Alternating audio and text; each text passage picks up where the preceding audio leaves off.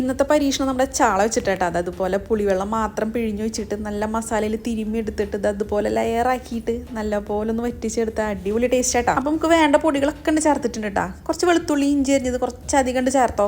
നല്ലപോലെ ഒന്ന് മിക്സ് ആക്കിയിട്ടേ നല്ല തിളച്ച വെളിച്ചെണ്ണ ഒഴിച്ച് കഴിഞ്ഞാൽ ആഹാ എന്താ കാണാൻ ഒരു ഭംഗി. കുറച്ചുകൂടി ഐറ്റംസ് ചേർക്കണ്ടേ. സവോള അരിഞ്ഞതും കറിവേപ്പിലയും പാകത്തിന് ഉപ്പും വാളംപുളി പിഴിഞ്ഞതും കൂടി ഒഴിച്ചത് അതുപോലെ ഞെരടലോട് ഞെരടൽ. ഈ ഞെരടി എടുക്കലായിട്ട് അതിൻ്റെ ഒരു ടേസ്റ്റ് ഇരിക്കുന്നത്. നമ്മളെ വാളംപുളിയൊക്കെ കുറവാണെന്നുണ്ടെങ്കിൽ കുറച്ചും കൂടി ഒഴിക്കാം. പാകത്തിന് ഉപ്പൊക്കെ ഉണ്ടോ എന്ന് നോക്കാം. ഇനിയിപ്പോൾ എന്താണെന്ന് വെച്ചാൽ കുറച്ച് മസാല ഉണ്ട് മാറ്റി വെച്ചോ. എന്നിട്ട് ആ ചാള വരഞ്ഞ് വൃത്തിക്ക് വെച്ചാൽ നമ്മുടെ ചാള അങ്ങനെ നിരത്തി വെക്കണം. നിരനിരേ വരിവരിയായിട്ട് ചാള ചേച്ചിമാർ നിന്ന് കഴിഞ്ഞാൽ അതിൻ്റെ മേലെ ബാക്കി വന്ന മസാലയും കൂടി വെച്ച് അടുപ്പത്ത് ഹൈ ഫ്ലെയിമിൽ 5 മിനിറ്റ് വയ്ക്കുക. സൈഡിലൊക്കെ ഉണ്ട് തിള വന്നു കഴിഞ്ഞാൽ വീണ്ടും അടച്ചു വെച്ചിട്ട് 5 മിനിറ്റും കൂടി.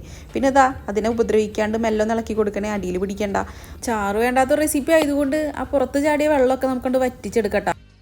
ഒരു 5 മിനിറ്റ് മതി. ഇതാ വെള്ളമൊക്കെ ഒന്ന് വറ്റി വന്നിട്ടുണ്ട്. നല്ല പച്ച വെളിച്ചെണ്ണ ഒഴിച്ച് കറിവേപ്പിലയും കൂടി എടുത്ത് കഴിഞ്ഞാൽ നമ്മുടെ അടിപൊളി സംഭവം സെറ്റായിട്ടാ.